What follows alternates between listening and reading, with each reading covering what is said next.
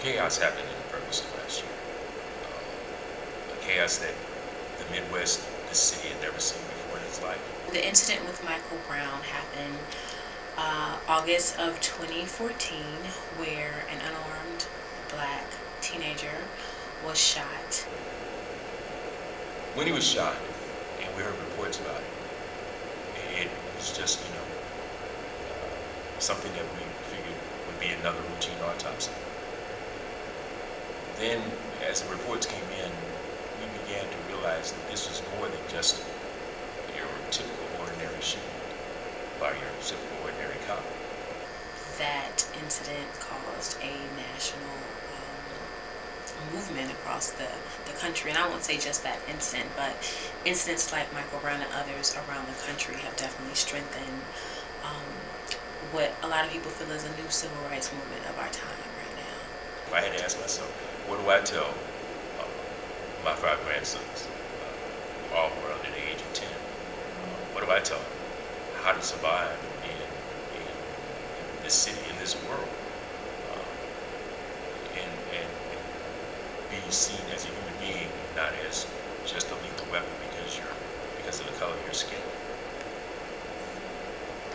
Right after Ferguson, all of us, and particularly theater artists, felt an immense need to do something and to respond in some way.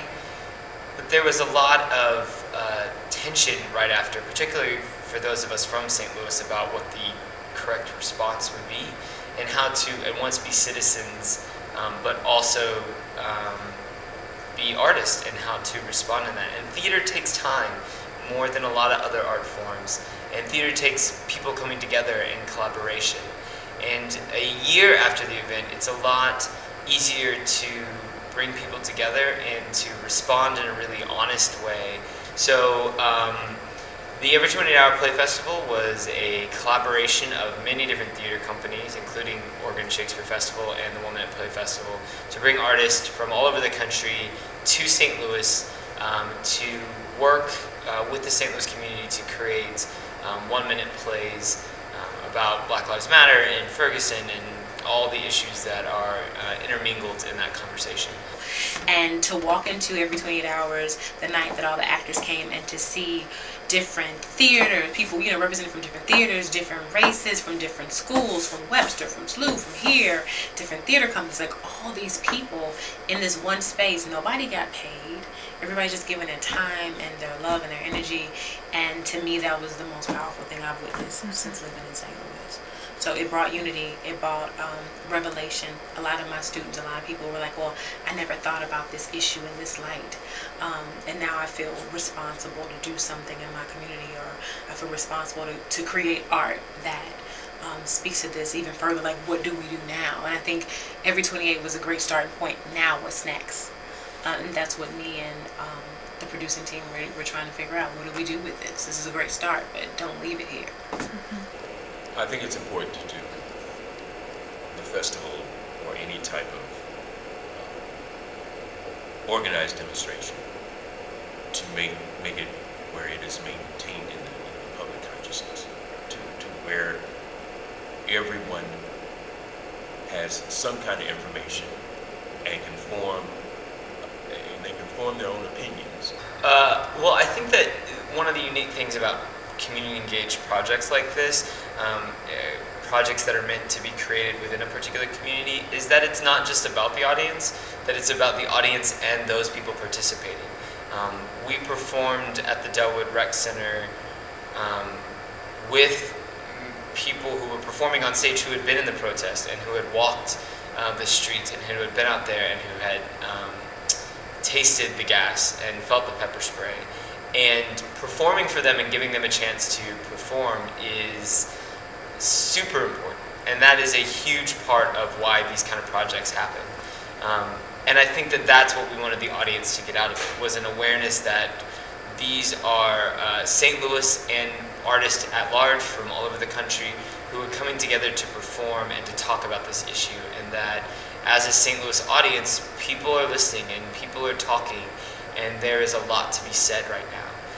I don't know if there was a main message. I think that the goal was to talk about the statistic of every 28 hours, and to hear different voices from every side of that. There were monologues about, from like police officers' perspective. There was monologues about, you know, mothers, black mothers who've lost their sons. There were monologues about, you know, being black in America. You know, white people that want to be allies or don't know what to do or don't know how to help, or, you know, so we wanted to get everybody's voice in this project, to look at all sides, and then leave people to walk away and process all of that information in their own way. So I don't want to superimpose what you should get out of it or what the main meaning was, but I just want to make it clear that the goal was to hear everybody and have everyone listen to everybody and be an agent of change once you leave that space. We're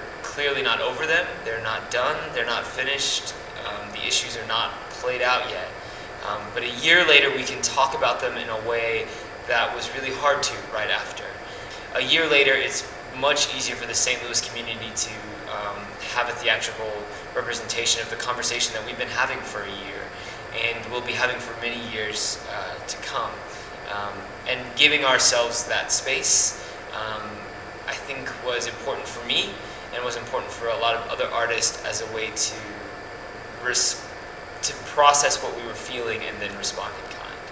We were exercising this ability that theater has to create dialogue and to begin dialogue, both on stage, in the rehearsal room, and then long after.